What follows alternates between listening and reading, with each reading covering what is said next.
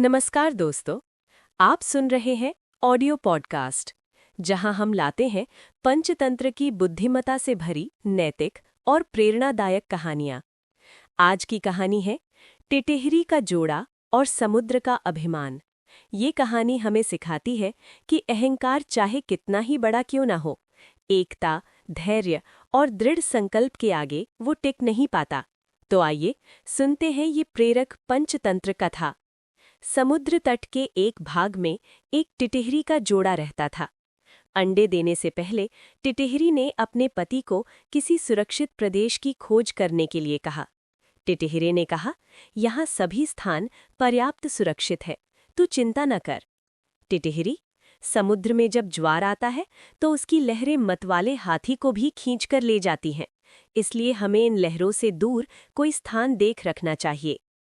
टिटिहरा, समुद्र इतना दुस्साहसी नहीं है कि वो मेरी संतान को हानि पहुंचाए। वो मुझसे डरता है, इसलिए तू निश्शंक होकर यहीं तट पर अंडे दे दे। समुद्र ने टिटिहरे की ये बातें सुन ली। उसने सोचा, ये टिटिहरा बहुत अभिमानी है। आकाश की ओर टांगे करके भी ये इसीलिए सोता है कि इन टांगों पर गिरते हुए आकाश को थाम लेगा। इसके अभिमान का भंग होना चाहिए। ये सोचकर उसने ज्वार आने पर टिटिहरी के अंडों को लहरों में बहा दिया। टिटिहरी जब दूसरे दिन आई तो अंडों को बहता देखकर रोती बिलखती टिटिहरे से बोली, मूर्ख, मैंने पहले ही कहा था कि समुद्र की लहरें इन्हें बहा ले जाएंगी, किंतु तूने अभिमानवश मेरी बात पर ध्यान नहीं दिया। अपने प्रियजनों के कथन पर भी जो कान नहीं देता, उसकी दुर्गति होती ही है।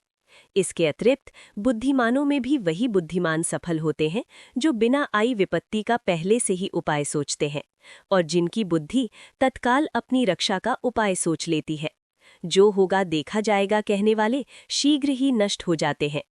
ये बात सुनकर टिटिहरे ने टिटिहरी से कहा, मैं यद भविष्य जैसा मूर्ख और निष्कर्म नहीं हूँ। मेरी बुद्धि का चमत्कार देखती जा। मैं अभी अपनी चोंच से पानी बाहर निकालकर समुद्र को सुखा देता हूँ। टिटिहरी, समुद्र के साथ तेरा वैर तुझे शोभा नहीं देता। इस पर क्रोध करने से क्या लाभ? अपनी शक्ति देखकर हमें किसी से वैर करना चाहिए, नहीं तो आग में जलने वाले पतंगे जैसी गति होगी। टिटिहरा फिर भी अपनी चोंचों से समुद्र को सुखा डालने की डींगे मारता रहा। तब टिटिहरी ने फिर उसे मना करते हुए कहा कि जिस समुद्र को गंगा यमुना जैसी सैकड़ों नदियां निरंतर पानी से भर रही हैं, उसे तू अपने बूंद भर उठाने वाली चोंचों से कैसे खाली कर देगा? टिटिहरा तब भी अपने हठ पर तुला रहा। तब टिटिहरी ने कहा, यदि तूने समुद्र को सुखाने का हठ ही कर लिया है तो अन्य पक्षियों की भी सलाह लेकर काम कर। कई बार छोटे छोटे प्राणी मिलकर अपने से बहुत बड़े जीव को भी हरा देते हैं, जैसे चिड़िया, कथफोड़े और मेंढक ने मिलकर हाथी को मार दिया था। टिटिहरा, अच्छी बात है, मैं भी दूसरे पक्षियों की सहायता से समुद्र को सुखाने का यत्न करूंगा। ये कहकर उसने बगुले, सारस, मोर आदि अनेक पक्षियों को बुलाकर अपनी दुख कथा सुनाई। उन्होंने कहा, हम तो अशक्त हैं, किंतु हमारा मित्र गरुड़ अवश्य इस संबंध में हमारी सहायता कर सकता है। तब सब पक्षी मिलकर गरुड़ के पास जाकर रोने और चिल्लाने लगे, गरुड़ महाराज, आपके रहते हमारे पक्षी कुल पर समुद्र ने ये अत्याचार कर दिया। हम इसका बदला चाहते हैं। आज उसने टिटिहरी के अंडे नष्ट किए हैं, कल वो दूसरे पक्षियों के अंडों को बहा ले जाएगा।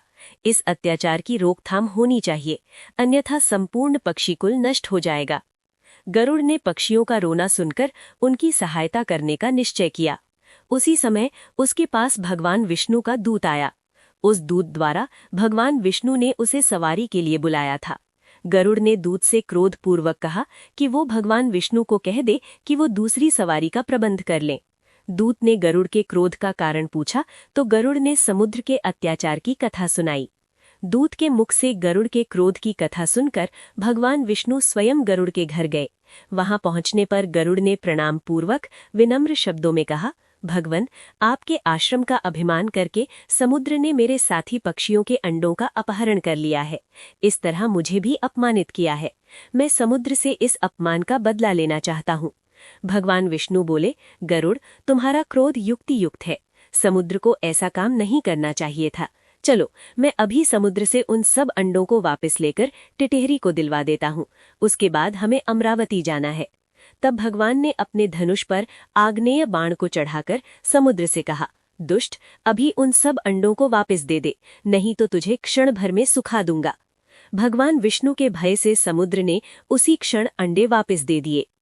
दोस्तों, इस कहानी से हमें ये महत्वपूर्ण सीख मिलती है कि अहंकार विनाश का कारण बनता है। एकता और सहयोग से असंभव कार्य भी संभव हो जाते हैं। कमजोर समझे जाने वाले भी दृढ़ निश्चय से शक्तिशाली को चुनौती दे सकते हैं। शिक्षा: एकता में अपार शक्ति होती है और अभिमान का अंत निश्चित है। अगर आपको ये कहानी पसंद आई हो तो लाइक करें, शेयर करें और ऑडियो पॉडकास्ट चैनल को सब्सक्राइब जरूर करें।